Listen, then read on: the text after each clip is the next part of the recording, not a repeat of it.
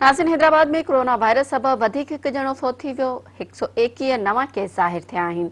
उन हवाले सां वधीक अपडेट करे रहियो आहे मेरठ जो रिपोर्टर मुदस्सर अब्बास। जी मुदस्सर, छा तफ़सील आहिनि? जी बिल्कुल सायरा, कोरोना जा अञा बि जारी आहिनि। गुज़िरियल 24 कलाकनि दौरान कोरोना वायरस जा वधीक 121 नवां केस ज़ाहिर थिया आहिनि।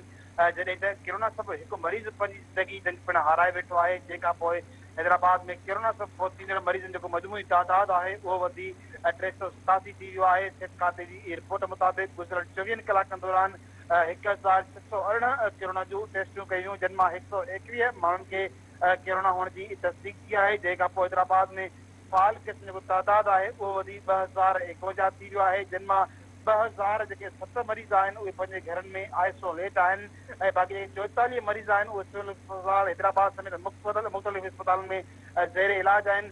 जॾहिं त मां तव्हांखे इहो बि ॿुधाईंदो वञा त गुज़िरियल 24 कलाकनि दौरान कोरोना वायरस जी मुसबत जेका शरह आहे उहा घटि थी 7% रही आहे। मुदस्सर, अवां जी महिरबानी।